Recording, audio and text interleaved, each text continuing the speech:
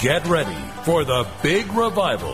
The real estate revival, that is. Now on 77 WABC, your New York weekend. Get ready for the big revival. It's Rand on Real Estate with Greg Rand.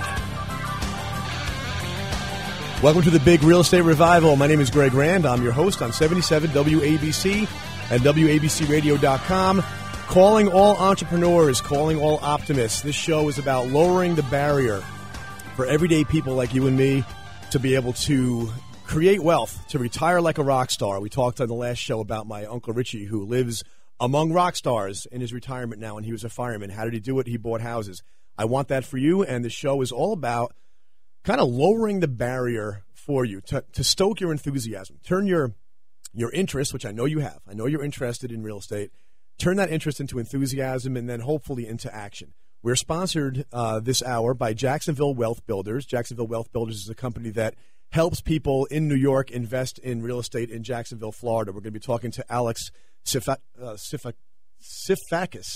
I know him as Alex. Alex is the president of Jacksonville Wealth Builders. He's going to be on the show with us in a few minutes talking about what they do, how they do it, and the kind of people that come to them to help solve their investment problems. Really cool guy, great company. We're going to talk about that in the second segment. We have a lot to do today. We're going to take your calls. Don't forget to give us a ring, 800-848-WABC. That's 800-848-9222.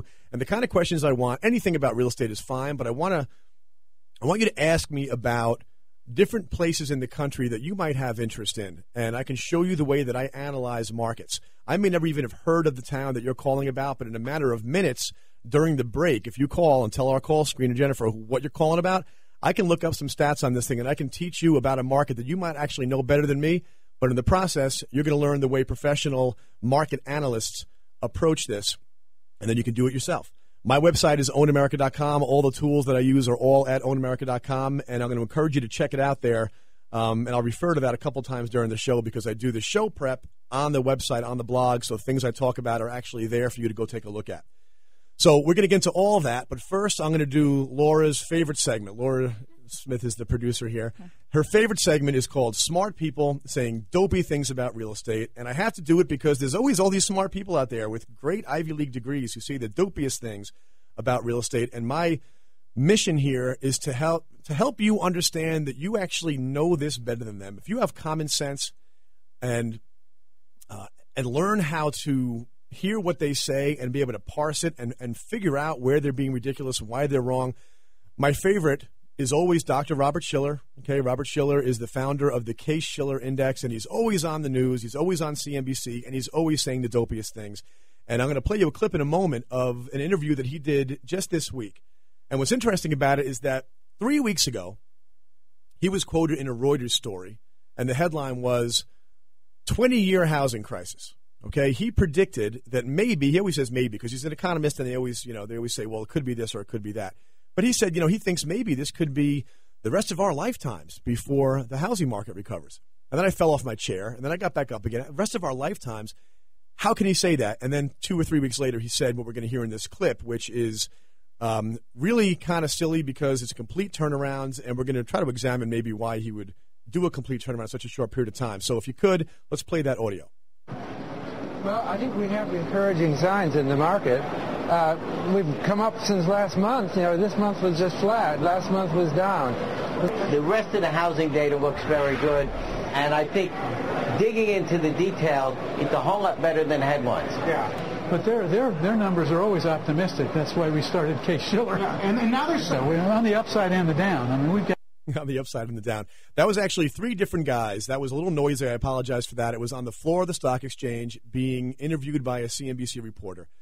And that was Shiller, his partner Case, and the president of, or one of the senior executives at S&P who owns the Case-Shiller Index. And the 3 of them, they were looking pretty silly there. They looked very uncomfortable because they were actually trying to say something positive after having gone on record so many times, all the way up until a couple of weeks ago, saying this is going to be a generational housing crisis. And here they are saying, well, the numbers in April were pretty good compared to March. And, you can hear them fumbling through it. And what strikes me about this is that home prices are always up in April compared to March. Always. All right? if you go to my site and go to the blog, ownamerica.com, go to the blog tab, you're going to see that I posted up a chart for you, okay? It is a 15-year home price chart. It shows housing prices in the U.S. going back 15 years. And I highlighted the spring of every year, okay? So you'll see that every spring is highlighted. And what you'll see immediately, it becomes plainly evident that home prices have gone up every spring, during the spring, for the last 15 years. It's called the spring market. People generally are aware of this, all right? Especially in the New York area, the sun comes back out again, the flowers bloom, people get an optimistic feeling, and demand for real estate goes up in the spring. They call it the spring market, and when demand goes up, prices also go up.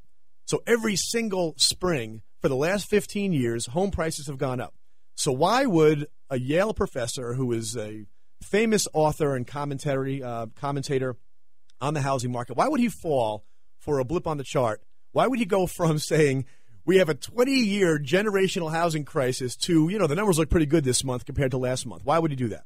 Well, one answer is I think I know who he wants to be president again in November, and so he's turning his shtick around right now because he wants to, you can't get away from that in the news these days. Everybody's got a horse in the political race, and his horse is the guy who's in the White House right now. He wants to keep him there, so now he obviously got taken to the woodshed when he was out there saying it's a generational housing crisis. Now it's got to be a quick turnaround.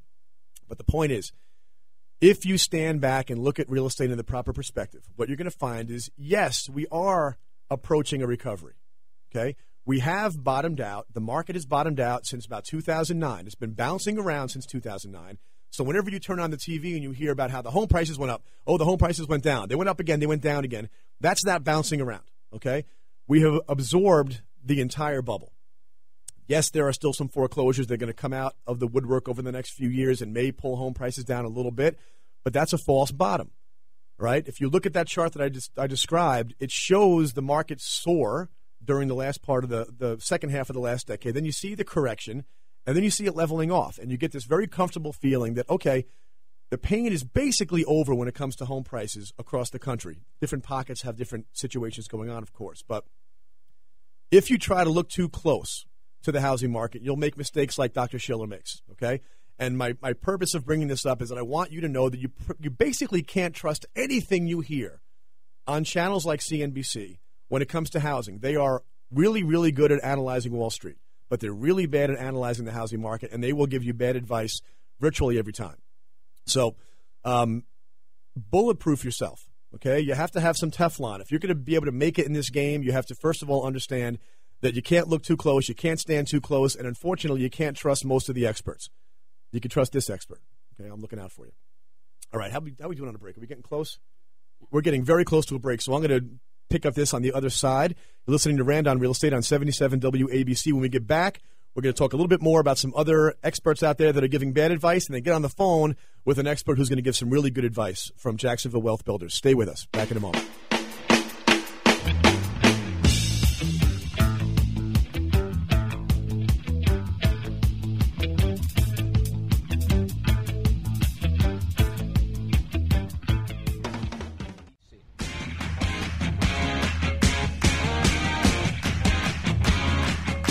Welcome back to Rand on Real Estate.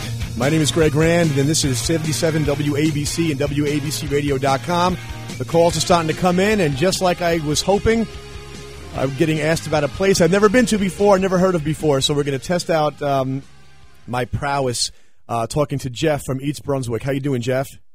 Good. How are you? It's great to talk to you today. Happy Sunday. Thanks. You too. Thanks for calling. So tell us about the market that you're thinking about.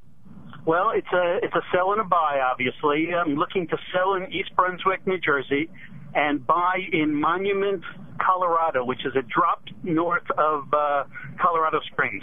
Okay, good. Yep, I was just doing some research on that. I had not heard of Monument, Colorado, and so this was a good test here to see if I could use the tools and learn about a market. Now, I know a lot about Colorado Springs, and I know a lot about Denver, and so I'm sort of halfway there.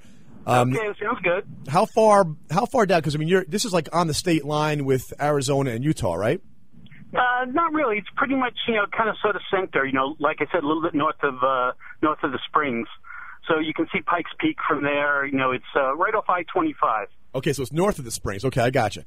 All right, so tell me when you talk about Monument, that whole market out there, what's interesting about Denver, Colorado Springs, and Monument is that I'm looking at the home values. I use Zillow.com to run home value charts so that I can, very first thing I want to know is what is happening there. And then I'll try to figure out why. But the first question is what? And when I run this chart, I can see that over the last 10 years, an average house in Monument, actually it's pretty expensive out there. It's about $300,000, and it peaked at about almost $400,000. Now it's come back down to about $330,000. So it's a fairly expensive market compared to Colorado Springs or other parts of Denver, isn't it? Yeah, it's a little bit more expensive up there. Absolutely. Homes are a little bit bigger, they're a little bit nicer, a little bit newer. Okay, so you've got the same quality of life draw there. You're at the foothills of the mountains, and so it's fresh air and an outdoor lifestyle and so forth. But Monument is more of a luxury market in that area. You're telling me? Yeah, a little bit. Now, it's also right off the Air Force base, which may be impacting the market as well there. Yeah, well, that'll do that. Air Force bases, especially when you've got the whole NORAD infrastructure there that is in Colorado Springs, but there's a large military presence in that area. And from an investment standpoint, I like places that have military bases because military people get moved around a lot, and they don't all live on base. And so they wind up basically wanting to raise their families in a house, but they're not always going to buy a house. They're going to wind up renting one because they don't know, it could be 2-3 years. They're back off to another base someplace else. And so those places, those kinds of markets usually support investment in a very big way, just because of the very high quality renter base that is always shifting around. Mm-hmm. Now, what from the standpoint of are you looking to buy there to invest, or are you looking to buy there to move? No, buy there to move. To move. Okay, good. Now, what's drawing you? Are you just getting tired of paying New York, New Jersey taxes, and you're looking to go someplace more cost effective? What's going on? Well, that's absolutely part of it. But there's some life changes and such. So I figured let's move across the country. I'll tell you one of the things that I was driving from Colorado Springs to Denver about 4 or 5 months ago, and I stopped along the way to get gas, and maybe it was in Monument. One of the things that, as we analyze these markets, look at numbers, look at job growth, look at migration patterns, it's all about trying to forecast demand for housing. If population is growing in a place, then you want to know why. And if the reasons why are sustainable, well, then you can open up shop there because people want to live indoors, right? So if population is going to grow, then therefore demand for housing is also going to grow, which will support prices. It'll support rentals if you decide you wanted to invest in property to rent it out. And what it always lands on, you go from all this hard stuff of prices and demographics and migration growth and everything else. But you know where it lands? It lands on are the people happy there? It lands on the soft stuff. Are the people happy there? And what I get when I go to Colorado is the people who are usually miserable in life are actually happy when they're in Colorado, meaning the TSA agents who scan me as I go through the airport are nice in Denver airport. It's striking, okay? They're usually miserable no matter where you go, but they're nice in Denver. Why? The guy behind the counter at the Quickie Mart, when I went to get gas and buy a soda at 11 o'clock at night, I got to tell you, sometimes around here, man, they don't even look you in the eyes. They kind of toss your change at you, and there's no smile. This guy was, how you doing, mister? Have a great day, mister. It was what strikes me about it, and I dug in a little deeper, and this is probably one of the things drawing you out there. When people are happy, people are nice. And so when you see people that are nice, overwhelmingly everywhere you look, they're nice. That means they're happy. And something about a place like that part of Colorado, that part of the country, that literally is only it only got developed in the last 50 years. So virtually everybody who lives there chose to move there. And when you choose to leave one place and go to another, I think there's an empowering aspect of a decision like that. I'm sure you could speak to that because you're doing it yourself right now. Sure, absolutely. So I like it. Your timing's not bad because the home prices here in New Jersey have not taken the kind of hit they have in Colorado. So you're gonna take a tiny little beating over here because you're selling at a bit of a low point over the last 5 years, but you're delivering a bigger beating over there when you buy. You're going to get a better deal percentage-wise, just because of the fact that the market over there did take a bigger hit than it did around here. Yeah, and I was looking at the tax basis also, and it's incredibly different. I'm paying like $12,000 a year taxes here, and for more house, it's like $3,000 over there. Yeah, it's funny. I'm glad you mentioned that. When I was out there, the reason I was in Colorado Springs is I was doing a seminar for a big client of mine, out there for their customers, and we were doing some case studies, actual properties that were on the market that I was showing them how to analyze, and I asked them what the taxes were, and they said $1,300. So I said, okay, 1,300 times 12 equals, and they said, why are you multiplying it by 12? I said, well, I need to use the annual numbers. They said, that is the annual numbers. To which I said, well, $1,300 a year. You guys must not have paved roads, right? You don't have cops and firemen out there, I guess, because how could you possibly have all those services? And they laughed at me. They said, no, you just, New York has just gone a little bit hog wild on the taxes. But yeah, it's true, man. The kind of money you can save when you get out of the big population centers on taxes is amazing. Oh yeah, it's absolutely incredible, and no Jersey Turnpike tolls either. Exactly right.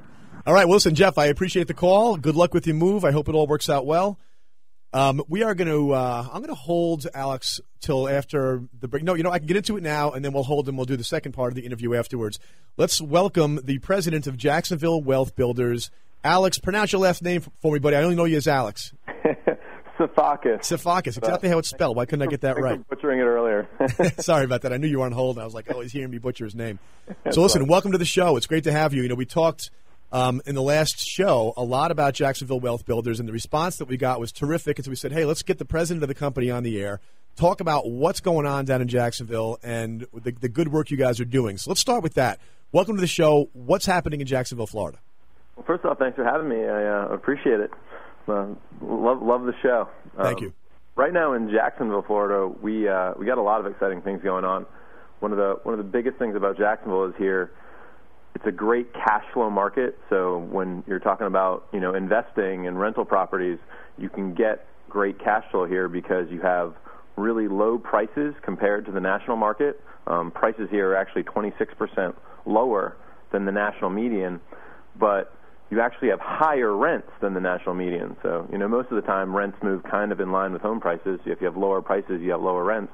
But here in Jacksonville, you have lower prices and higher rents, which from an investing standpoint is amazing because you can get really, really great returns on your investment. So, now, do you have a theory, Alex, on why that would be? Why are rents rising faster than prices? Well, rents are rising here, but even when even a couple years ago, the comparable prices to rents were still higher. And it just goes down to supply and demand, just like anything else that drives prices. In Jacksonville, 34% of the residents here rent, whereas Florida in a whole, 25% of residents rent. So you have a much higher demand for rentals in Jacksonville, which raises the prices. Right. I also know that compared to the rest of the state, you're about the youngest city in Florida in terms of an average age. It's like the early 30s is the median age in Jacksonville, which would account for some of that extra demand for rentals. But then you got the job base, and we were just talking to a caller a moment ago about a military base in Colorado that he's moving near. You guys have some military down there as well, don't you? Yeah, there's two large military bases here, NAS Jackson, Mayport. So there's a large amount of military, which of course sometimes they don't know how long they're going to be here, so they rent instead of buying. And also there's 4 Fortune 500 companies headquartered here. So in addition to, military and government jobs, you have a very vibrant private sector that brings in a lot of, like you said, younger people, young talent that is, continuing to grow the population here. So. Give me some of the big names of the corporations that are headquartered down there. You got like CSX, Deutsche Bank, there's a lot of logistics and financial companies here. LPS, Lender Processing Services, has a large base here. So the logistics, that's a good lead into the. We've had the conversation on this show about the Panama Canal, and I'll just do it real briefly for anybody who didn't hear it last time. Panama Canal is expanding, and the biggest ships, the cargo ships that are carrying the majority of the cargo from China and those countries over to the United States, they all land in California because they can't get across the Panama Canal. It's too narrow. So it's being expanded, and that's going to be opening in 2014. And the impact on the economies of the cities that have ports in the southeast U.S. can be enormous, and it looks like Jacksonville's doing the best job of all of those port cities at preparing for and courting all that new business. So what you guys are you seeing momentum already being created as a result of the promise of more shipping activity? Oh, absolutely. There's been companies that are coming in here, large Asian companies like Mitsui, who opened the Trade Pack terminal, and a bunch of other ones that have been already expanding the port, getting ready for this, the Panama Canal opening in 2014. And Jacksonville had this problem called the mile point problem, where ships could only get into the port for a certain amount of time because of the tides, and we just recently got federal money to fix that problem. So everyone, we're expecting, enormous population growth due to the jobs that are going to be created by the opening of that Panama Canal in 2014. Right. So it's fair to assume that maybe over the next 10 years that the rents will continue to rise, but also the prices are going to continue to rise. So the timing of getting in, what I try to get across to folks is the idea that there is a perfect storm going on right now where, yes, rents are rising because rental household creation is through the roof. Yours have been higher than normal all along, all right? But because of people leaving houses because of foreclosures and because they're selling their homes in short sales because they had negative equity, they still want to live in houses. And so demand for home rentals is through the roof. Home prices are still getting knocked down in a lot of places because of foreclosures. Mortgage rates are in the 4s. And in a place like, you take all those circumstances, they apply in almost every city in the country. Then you combine that with the economic development going on in Jacksonville, and what I see down there is the potential for your marketplace to see home prices double over the next 10 years, just because the population is going to increase maybe by 50% or more. So it gets such great marks in terms of analyzing a place to invest because of all those fundamentals. It's a beautiful thing. How long have you been down there, Alex? I've been down here about 6.5 years, and I just want to say that we're already seeing home prices rebound here.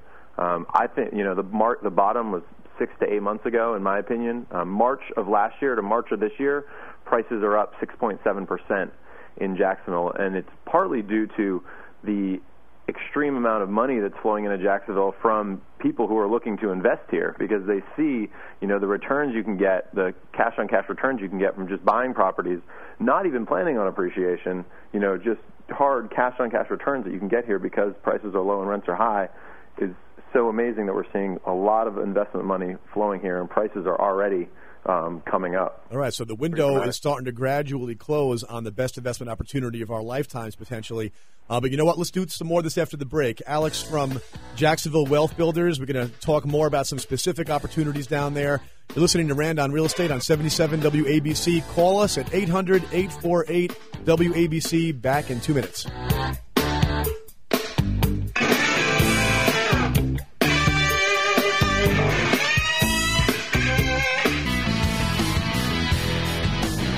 Welcome back to Rand on Real Estate on 77 WABC. I am your voice of reason in real estate, and we have a special guest on the air. We're going to pick up our conversation right where we left off. We are sponsored this hour by Jacksonville Wealth Builders, and we're very happy to have the president of Jacksonville Wealth Builders, Alex Safakis. Got it right this time. Now, listeners, you should know, I know Alex. I just don't use his last name all the time. So we were talking about, we started off the analysis here of Jacksonville, of what's happening and why, and what are all the reasons to believe that the market is going strong. One of the things I love about what Jacksonville Wealth Builders does is that you have answered you've cracked the code on how to lower the barrier of entry for investors all over the world, because you kind of invented the term turnkey investing.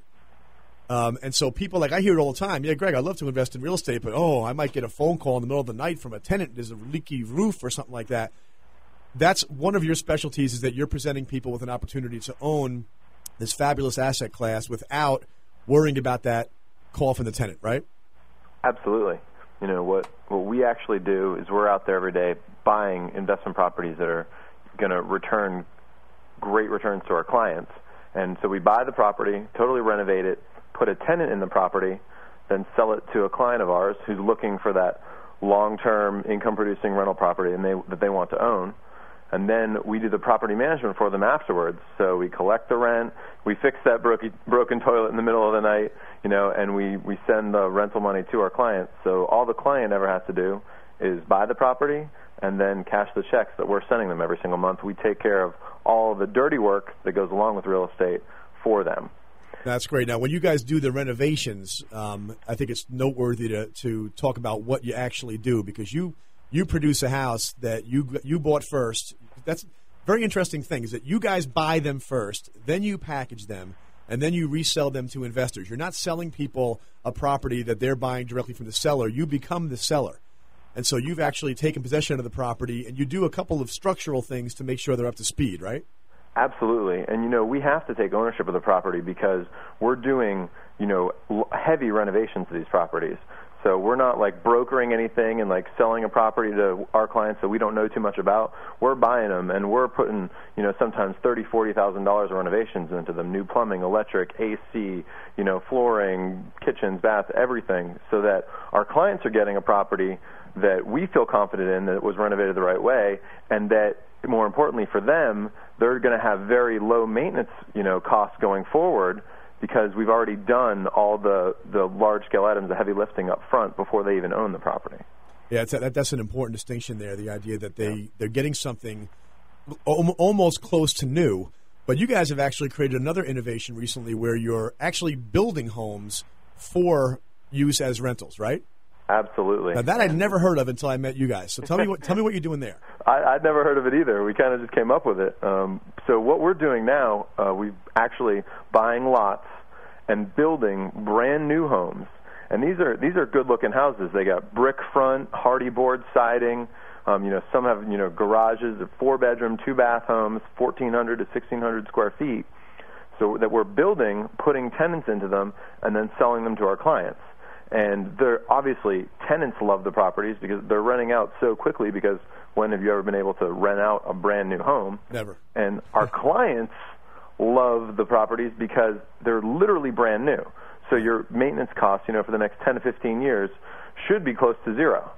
So it's really been, it's kind of an innovation that we came up with, and it's been hugely successful recently. We bought about 80 lots in the last 6 months that we've been building houses on. Wow, so that it's amazing, because you hear about other parts of the country where they built too many homes, and now they have a glut of supply. Like Atlanta comes to mind as one of the places that's still struggling through an excess inventory of newly built homes.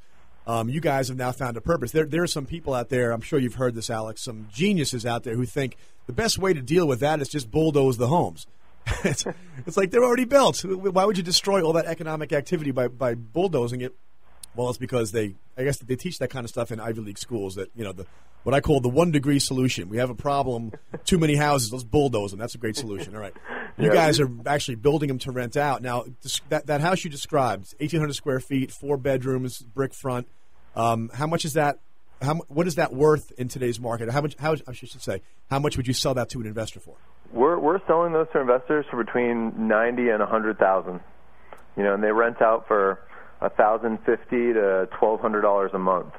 Just to give you some. So that means that, back of the napkin math, that means somebody's making about a 10% return. They're buying a brand new house, or even if it was one of the ones you renovated, practically brand new house, putting down $100,000, getting $10,000 in profit a year, 10% return on that property, and that's not taking consideration at all the fact that property is going to appreciate. Florida real estate does appreciate, especially after the hard times it's gone through in the last few years. And so when you do the math, and I send people to ownamerica.com to use our calculators, because when you do that math and say, okay, I'm satisfied with a stable investment at a 10% return, but what if I get 2 or 3% appreciation per year?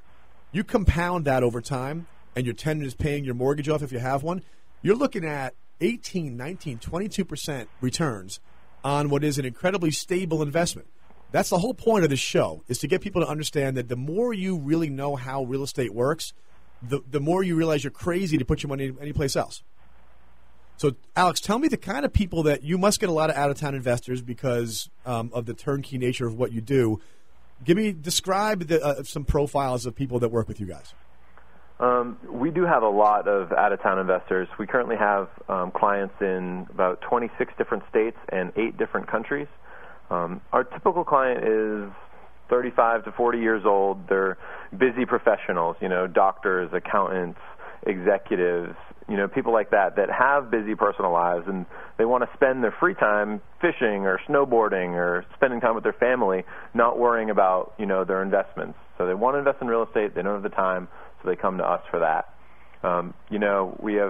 a couple of our clients, I can give you some, just actual examples here. Joe and Jang Dela Cruz, some great clients of ours. Joe's an engineer.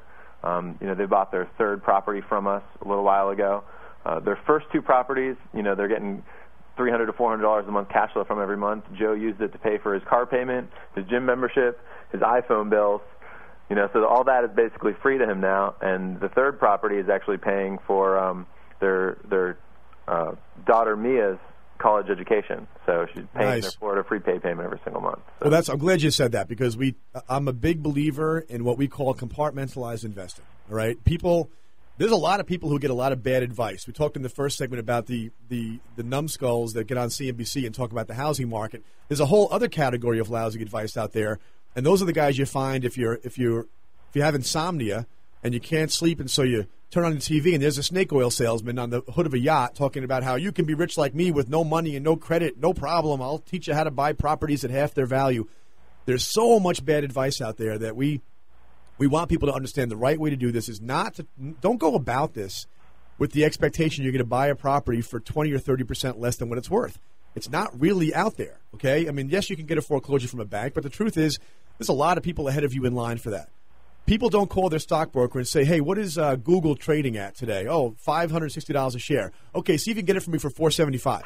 They don't do that. They don't tell the stockbroker, find me an under-market share of stock. I don't know why they think they should approach real estate that way. But your client, the idea that this property over here pays my gym membership and my car payment, this property over here pays for my car payment, and this property over here is my daughter's college fund, that kind of compartmentalized investing is very, very powerful to help you get the kind of patience that you need to just ride out whatever comes. Just take your time. For example, if sometimes a property goes vacant, okay, even a very closely managed property, sometimes somebody's got to suck up a couple of months of mortgage payments because the tenant leaves and you haven't found him a new one yet, right? Well, if all that means I have to pay my car payment by myself this month, it's like it's easier to swallow when you see something right before your eyes that is being financed by this house over here. It's just now, did you guys teach them that, or did that come natural to them? Joe's a numbers guy. He's an engineer. He actually did that himself, although we do advise our clients that same sort of thing. Yeah, well, I have a chapter in my book called Have a Kid, Buy a Condo. The book is called Crash Boom. And Have a Kid, Buy a Condo is what I did for college funds. I don't worry about my kids' college education. I worry about them getting educated in college. I see what some kids are coming out with these days. They don't have a clue.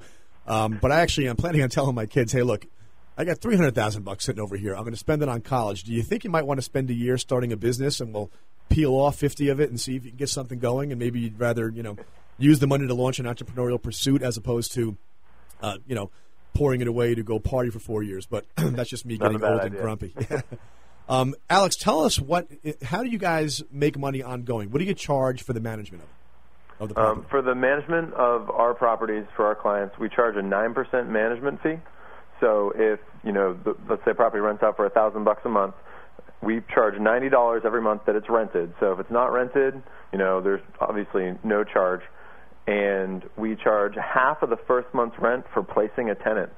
And that's really it. We don't view our property management company really as a profit center. It's really, the goal of our property management company is to provide amazing service to our clients, so that they're making the returns that we told them they were going to make, so that they're happy, and then they come back and buy more properties from us, which is, where we make our money. Right, and the numbers that I've been throwing around of making roughly 10%, that includes the property management fee already being paid. Absolutely. So, our clients are making very, very consistent 8 to 10% returns after all expenses. Awesome. So after I love taxes, your insurance, your property management, all that. I love it. All right, listen, here's how they can find you. JacksonvilleWealthBuilders.com, JacksonvilleWealthBuilders.com, or 904-677-6777. And I will say that at the end of the show again. But Alex Sivakis, thank you very much for being here. I think your business model is fantastic. You're absolutely serving a need that I hear every day.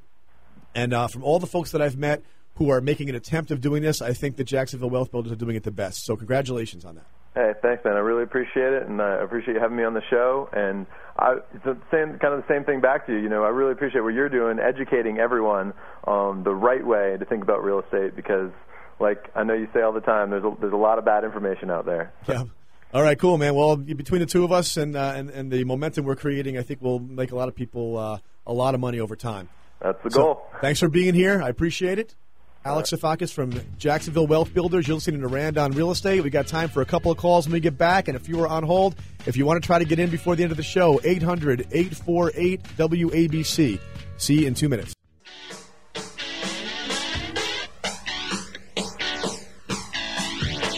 Welcome back to Rand on Real Estate. My name is Greg Rand, and I'm your host for the next 8 minutes. We're talking about investing in real estate. We're talking about getting wealthy, but knowing that it's going to take time. Nothing really great in life ever happens overnight. But the beauty of investing in real estate at this time in history is that you are dealing with a confluence of great circumstances that if you can do it, I want to teach you how. In fact, we have a free course on my website that is not going to be free for very long. We decided to start selling it. And by the end of this week, that's going to go live to be for sale. So if you want to take the free Own America Art of Real Estate Investing course, go to ownamerica.com and sign up this week, because as of Friday, it's going to cost you a couple $100. All right? We have thousands of people that have taken the course, and finally my strategic advisor said, "What are you, stupid? Why are you giving this stuff away?" I said, well, we have other ways of making money at Own America, but we figured, hey, if people pay for it, they tend to see more value in it anyway. But go there, ownamerica.com. Learn how to do this for yourself. I'm telling you, residential real estate investing favors the little guy. It's the only thing I know of that favors the little guy. Recently, we played a clip of Warren Buffett, who, by the way, owns a real estate company, the second largest in the entire country. He owns a real estate brokerage company.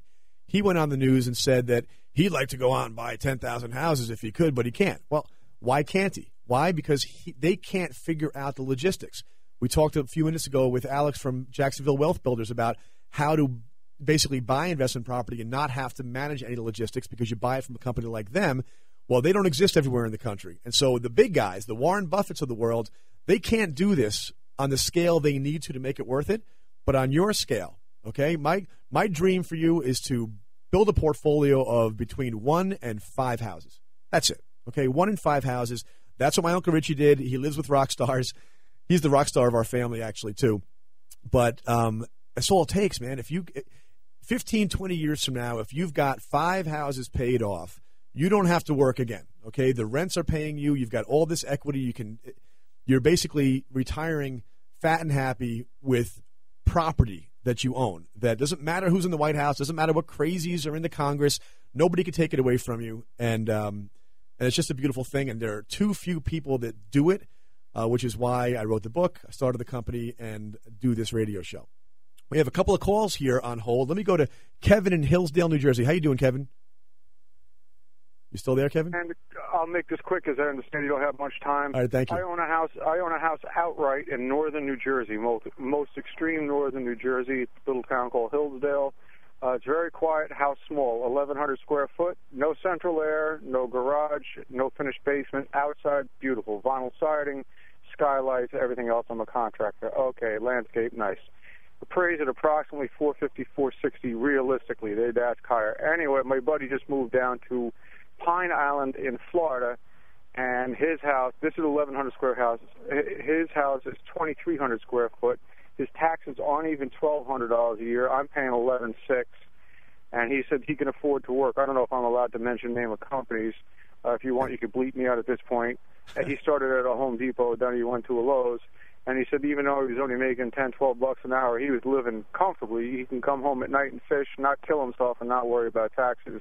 And I was just wondering, would it be smart if I did something as such and took most of the difference, bought a rental relatively close, so if there's a problem, I could check on it, not, halfway. My wife keeps saying the Outer Banks, and I'm like, that's 700, 800 miles. Something goes wrong with it. That's a bit of a haul. But I was just wondering what your take on that would be. So you're thinking about buying investment property down in Pine Island? Correct. Or you think about selling the house up here? You're going to sell the house in Hillsdale and then go down to Pine Island and buy a house to live in also? Yes. Okay. Well, that would be my primary residence. Okay, cool. Pine Island, that's Southwest Florida, down near Fort Myers and Sanibel, right? Correct. It's right above Sanibel. Right above Sanibel. Right above it. Pine Island is that whole area is doing great right now, from the standpoint of it's gorgeous and it's popular. But it's the foreclosure capital of the East Coast, Fort Myers, for reasons that I'm not totally sure of. But the prices are ridiculously low there right now. And I love the idea of you liquidating a house up here for $450, going and buying 2 houses down there, living in one rent-free, mortgage-free, and then having the other one paying you rent. That's a recipe for a really nice, comfortable, solid lifestyle. As I don't know how old you are, but for as long as you want to be there, nobody seems to ever leave places like Pine Island voluntarily, because they're awesome places to live. So I love the plan. Your timing is great because, again, Hillsdale real estate's held its value. Pine Island real estate has not held its value in the last few years, so you're getting a great deal down there, and somebody else is not getting as great of a deal on your property up here. So I would go for it, Kevin. Only question I have is, and I don't want to hold you up, I'll let you go on this. Any other town in that area you'd recommend, like Bonita Springs or something to that effect, because if you're afraid of that much of foreclosure? No, I'm not afraid of the foreclosure thing. The foreclosure thing is presenting an opportunity. The worst of it is behind them down there now. What it's done, though, is it's created an overcorrected market on prices. And so that whole area I like. Just go personal preference at this point. Pine Island Suite, I would if your friend's there, go there. All right, thank you, Kevin. I got time for one more. Lee from Middlesex, how you doing? The foreclosure thing is presenting an opportunity. Hey, Lee, you out there? Behind them down there now. What it's done, though, is... I've always wanted to say this. You got to turn your radio down. So that whole area... Okay, I think I might have lost Lee. All right, I know what Lee was asking about, though. He was asking, what happens if a tenant doesn't pay their rent? Very good question. I wish I had asked Alex this. The best way to improve your chances of getting paid rent is to do good checks of your tenants in the first place, okay? Buy property in places that have good school systems, because people who have kids want to move to places where the kids are going to be in a good school system. You tend to have more responsible tenants in those situations. Do the Google search on them. You can't do an official background check, but you will want to run their credit. You're going to have to work with a real estate company who has credit check ability. You get the authorization to do that. Run their credit. If they're paying their bills on time, they have good credit, think of it as you're loaning them money, okay? Screening your tenants is critical. I'm knocking on wood right now because I've got great tenants in my properties, and I rarely have a problem collecting rent. When you do have a problem collecting rent, you basically have to go through an eviction process, which is painful, and which is one of the reasons why we like putting very big down payments down, because if you do get stuck making your mortgage payment for a few months while you have to get rid of a tenant and change out the tenancy, you don't want to have the bill be any bigger than it has to be. So that is one of the risks in investing in real estate, which is why you do your homework up front, make sure you're buying in the right kind of place, and then you're renting it out to the right kind of people that pay their bills. All right? Okay, no more time for any more calls, so I'll tell you a couple other things and then we'll wrap it up. My website, ownamerica.com. Please go there. Check it out. Go to the blog. Register for the newsletter and sign up for that free class, because it's going to be gone by Friday. You're going to have to pay for it from that point forward. Also, get a copy of my book, Crash Boom. I'm sincere when I tell you that if you learn this, you've got knowledge that's going to help you secure your financial future in a way that nothing on Wall Street ever could. So get out there and do it. If you want to learn more about Jacksonville Wealth Builders, they have a really cool investor kit they'll send you for free, which includes a DVD that's very educational. Go to jacksonvillewealthbuilders.com or call 904-677-6777. They're sponsoring this show, but I can tell you that I myself am going through the process of converting my IRA into a self-directed IRA, and I'm buying a house from Jacksonville Wealth Builders, and the process has been nothing short of a pleasure. They don't sell, they educate, and you'll be happy you did. Thanks for listening. This is Rand on Real Estate. I'm Greg Rand, and we are done.